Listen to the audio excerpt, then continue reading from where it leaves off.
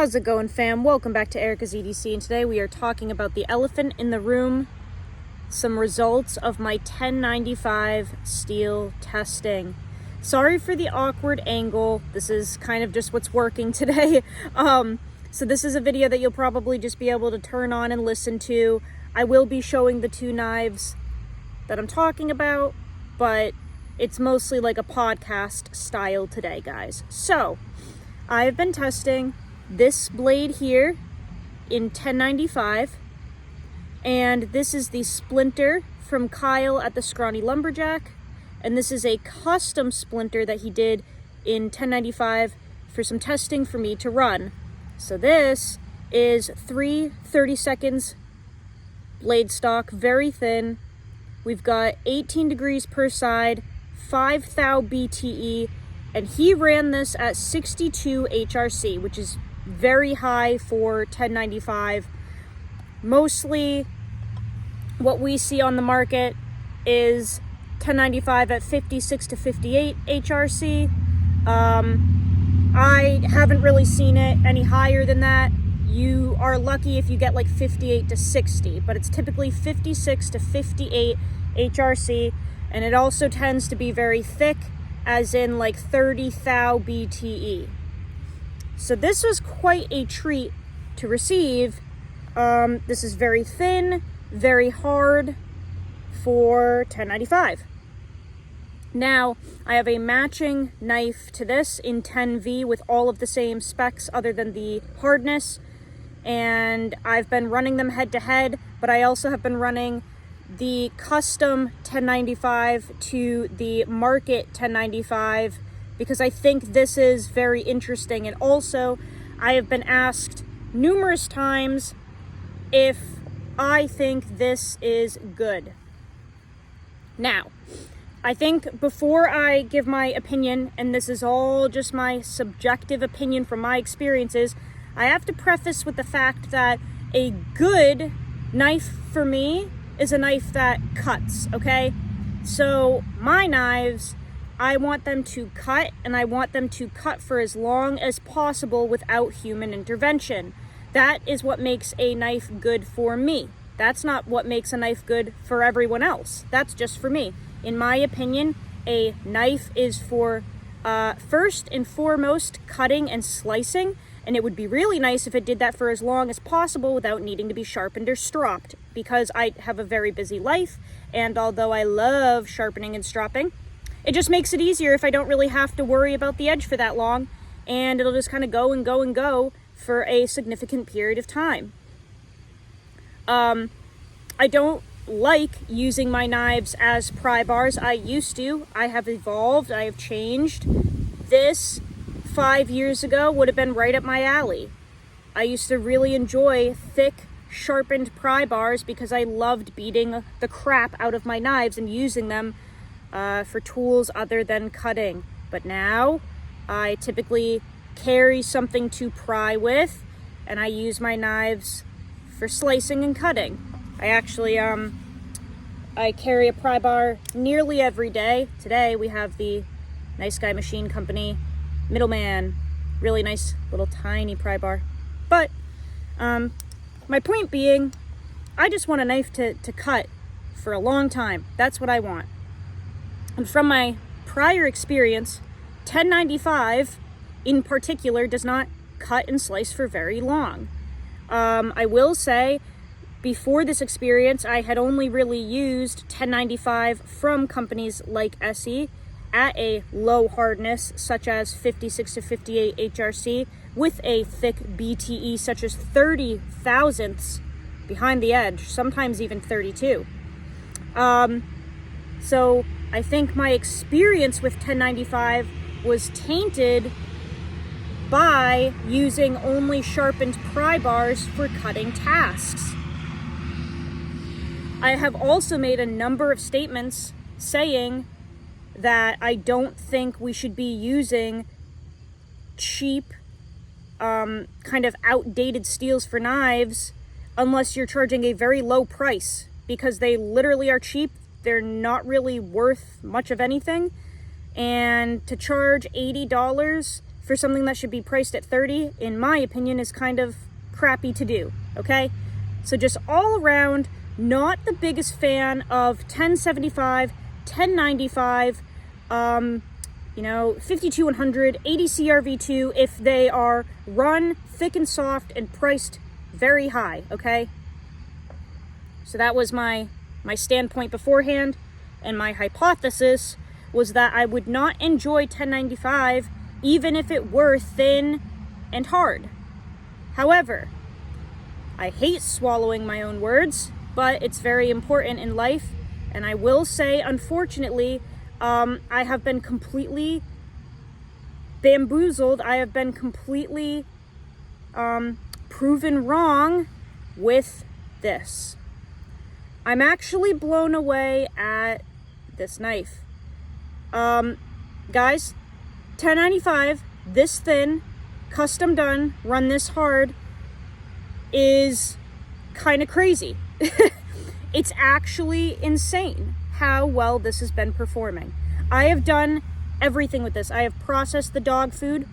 I have done feather sticking, fire, steel striking. We did that the other day. I've processed a buttload of cardboard, rope, stuff for the leather work, thread, lots of tape, lots of packaging, zip ties, you name it, and I have used this knife for it. I have not cleaned it. I have not stropped it. I have not sharpened it. You can probably see it's pretty dingy. I just want to show you, if the wind will allow me, how sharp this still is after a significant amount of use. Let's see if I can do this.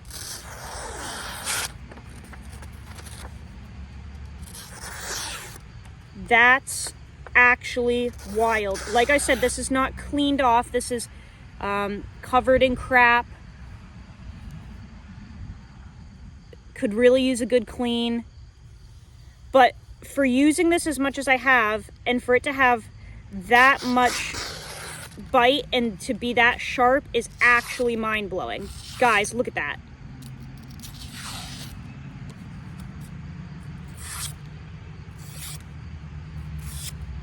That's insane.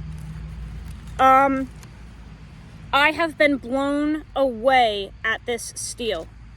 Absolutely blown away at the edge retention of this. Here's where we get into some muddy water, because the point of this video is 1095 like worth it at this hardness, at this BTE, all of that good stuff? For the consumer, yes. I would figure, and I will try this, I would figure this is going to be easy to touch up, easy to maintain with mediocre products, okay? That's why people like 1095. You can strap it on a leather belt and it will come back. For a consumer, this is the balls, okay? Because it's a simple carbon steel, but this formation of 1095 will outlast this and outperform it by a landslide. The only problem that I think we're going to experience is that makers like Kyle, I don't think it's worth their time to make knives like this, because there's nothing benefiting their consumers from their standpoint using this, okay? So let me kind of explain here. I talked to Kyle about this, right? And once I started making videos about this knife, people started wanting his splinters in 1095 because they were probably thinking they could get a splinter pretty cheap if they choose a cheap steel like 1095. This is $3 worth of steel in this knife. That's it, $3, okay? So logic would tell us that you could get a splinter for probably more than half the price of a regular one if you chose 1095, because it's so cheap and it's so easy to grind and it takes no effort to do. So you would figure you could get a splinter in 1095 for what, $100 or something, right? That would be very cool. I don't know how many makers would want to actually do that. And the reason being is that's almost a waste of their time. Like, can they kind of roll a turd in glitter and it will look nice and perform okay and they can make $100 off of it? Yes. But what is the point when they can put their time and money and effort toward making superior products like this in even like A2 or K390 or 10V or Magnica or Crewwear? Because this is almost like a quick, like, cheap way to make money, and custom makers tend to not want to do that, right? That's the mindset of a lot of production companies. But custom makers, they're a little more passionate and invested in their products. So if they don't really stand behind it, they tend to not want to make it. So from talking with Kyle, he doesn't sound super interested in starting to offer splinters in 1095 because it's kind of a waste of his time and not really beneficial for like what he's pushing for his business. And what he's pushing for is high performance cutting tools. And although this is very nice and performing very well, it still doesn't hang with higher quality steels, I guess. I'm guessing Kyle can kind of speak more toward his standpoint in the comments below, or maybe he can even make a video on it, but that's kind of the gist that I got, is that, like, it's still not really worth it, and it's almost like a cop-out for quick money when he could make a splinter and make $230 off of it in a steel that is just better and will perform better for you. This isn't really like a passion for a lot of custom makers. I would love Kyle to make a video on that. I'm sure he's going to watch this, so Kyle, if you do, please make a video on it. Anyway, it's a toss-up, right? Because for the consumer, this would be freaking awesome, right? This has been a pleasure to use. It really has. It still has a ton of bite. Like I said, I figure it's going to be very easy to bring back, and I am going to do that, obviously, and let you guys know how that goes. But I've been using this like crazy. If this didn't have this finish on it, the patina factor would be out of this world. We all love that. I have had no problems with this in terms of toughness, edge stability, anything, even though it's extremely thin. The edge retention is phenomenal. It's so much better than this, which, by the way, let me see if I can catch this.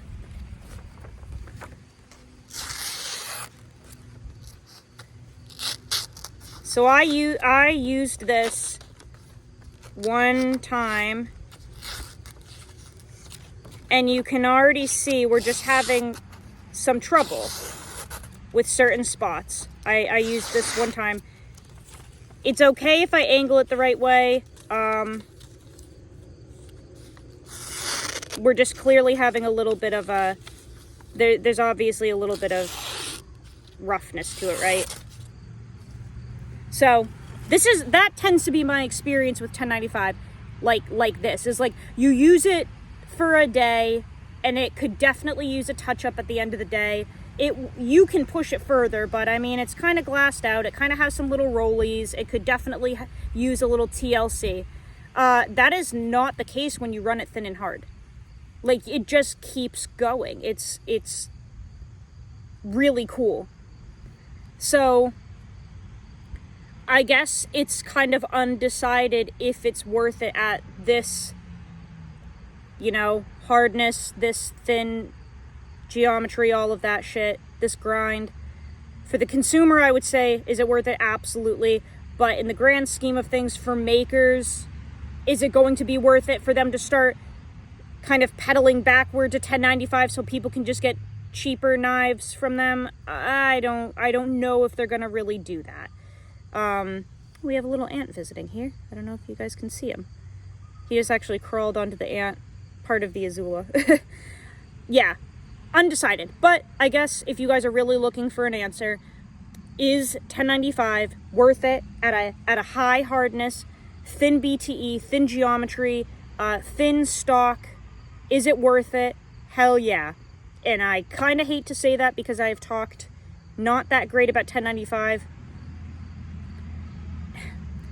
Yeah, I guess it's worth it if you can get it priced reasonably, okay?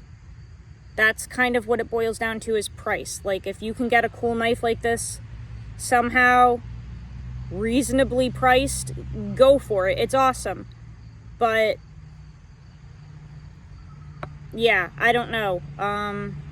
Really trying to figure that out.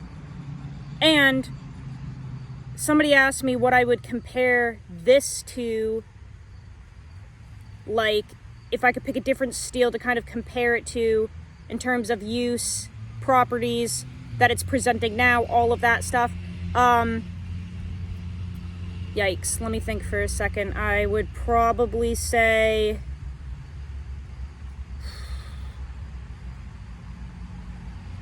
I'm really trying to think here, because it's just such a different world than this. This does not even feel like 1095. It truly doesn't. I mean, guys, I'm going to be honest, this has been performing a little more like a, dare I say, crewwear level, dare I say, high hardness, high performance A2. Oh, that's where you really start to get messy, is when you start doing the comparisons like that. Because on paper, this is trash. Like, I'm sorry, it's absolute trash. But this thin, this hard, I'll be honest, it is performing and has the bite and the longevity of some other steels that I have used, that I just named, that I hate saying out loud. I don't know. This video is a little tricky for me to make because there are just so many factors, right? There are just so many factors. But I think part of the channel is making guesses, you know, making a hypothesis, putting the effort in to find the results. Sometimes you're right at the end, sometimes you're wrong, and I just want to be transparent. And I know that I have not been the biggest fan of 1095. I am not impressed with its properties on paper. I'm still going to stand by that. Like, on paper, it's shit. I'm sorry, it is. But if you really give it some brownie points in terms of thinning it out and hardening it up and picking a thin stock and just kind of doing everything you can to work with what you've got, it's actually not horrible. I hope that all makes sense. We're gonna keep kind of testing it here and see what happens, but I just felt it was important to make that because I have just really come to terms with the fact that this is very different than this, and it is what it is, you know? I gotta kind of eat my words on this one, as much as I hate that. I will see you guys on the next video. Please let me know what you think of this down below. Go use your shit. Learn how to sharpen your knives. Kyle, please let us know some stuff in the comments, because I know people are really jonesing for these in 1095. I will see you guys on the next video. I love you so much, fam. Take care.